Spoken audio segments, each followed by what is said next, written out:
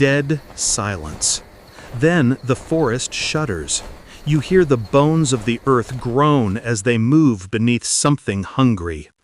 You're out here, deep in the trees, when the world decides not just to end, but to come for you first. And tonight, you built the only thing standing between you and them, a zombie-proof fort, crafted from sweat, bruised knuckles, and the kind of desperation that makes you see every shadow as a threat. Subscribe to Think What If for more stories that push your imagination to the edge. The night air slices through your skin, damp and sickly sweet, carrying the smell of wet dirt and something metallic. Your breath is thunder in your ears. Hidden behind walls of scavenged steel and old timber, you listen for their return. Would you trust what you built to save you? Each nail, every plank is a gamble. The forest around you heaves in moonlight alive, but not for long. Something is coming. The fort groans, settling against its own weight. The trees outside seem to lean in. Would you have made the walls higher, reinforced the door? You replay every mistake, each decision, in the stuttering hum of adrenaline. Time crawls. You run your fingers over the cold welds, every jagged seam meant to hold back rotting hands.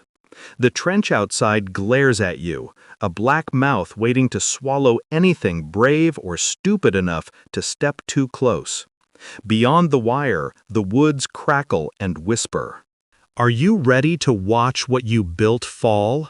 The forest's cold promise lingers in every gust, every ripple of leaves, as coyotes and crickets fall silent.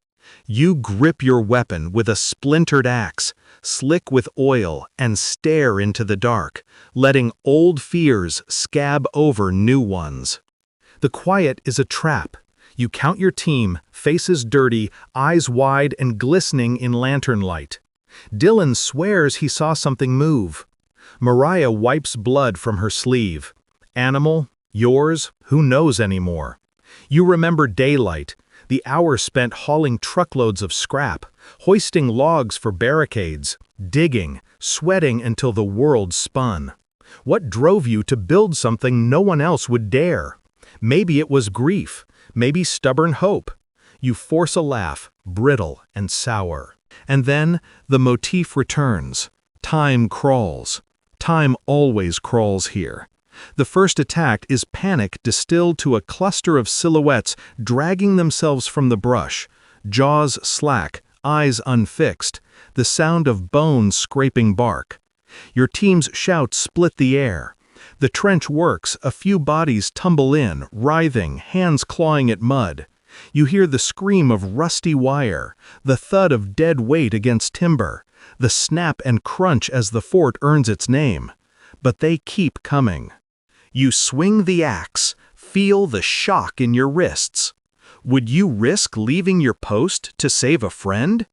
If the wall breaks, where would you run? For a sick moment, you wonder if the fort was ever enough. Did you miss something? One wall shakes, peppered with bodies, the gate straining a little more with each hit. The roof sags under your own weight as you stand above it, looking down at the chaos. Blood spatters your boots, the ground, your fear. Mariah lights the traps you set in daylight. Fire blooms, smoke thickens, choking out the stench of the dead.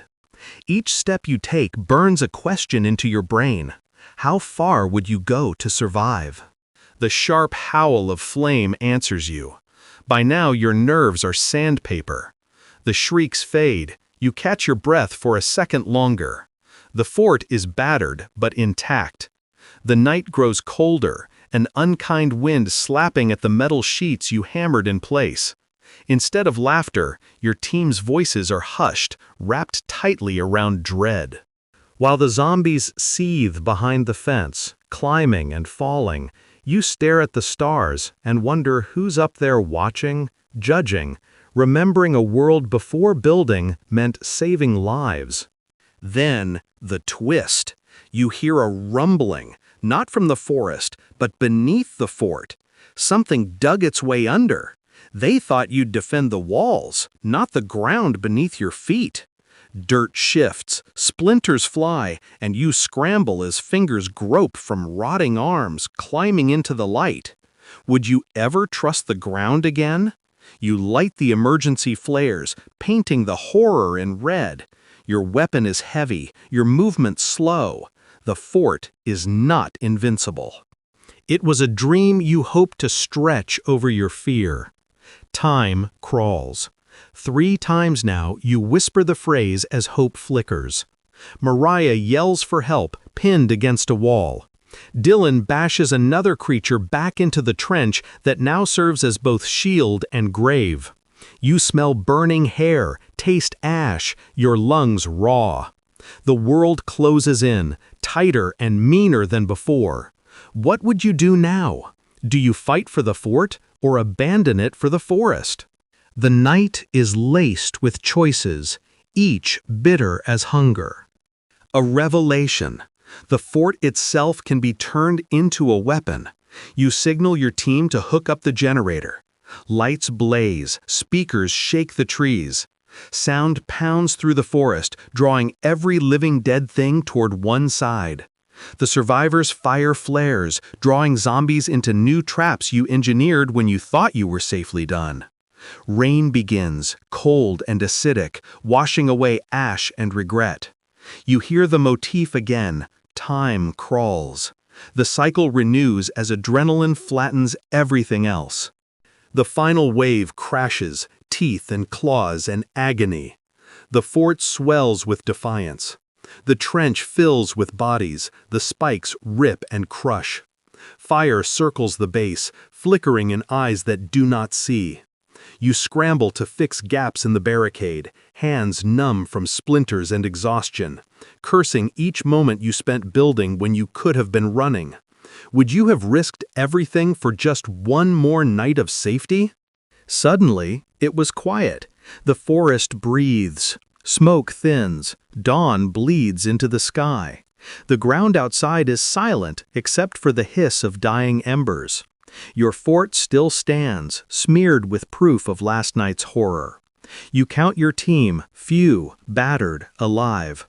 Tears mix with ash as you see what you saved. The walls are bruised, the defenses dented, but the collective will survive.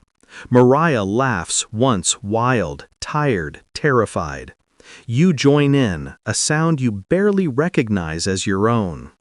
Doors open. The living step out, blinking under bruised clouds, shivering at the fresh, sharp scent of pine and blood. You stare at your work, a monument to fear and hope, to the memory that building is sometimes braver than fighting. Will you remodel, abandon, defend again? You walk to the trench, boots squelching in mud and regret. Looking into the pit below, you ask, what would you do now? Was it worth it to build, just to risk losing everything? And finally, the hard piece. The forest whispers new dangers. You gather tools, repair what's broken, teach the newcomers how to hold a hammer, how to trust a wall.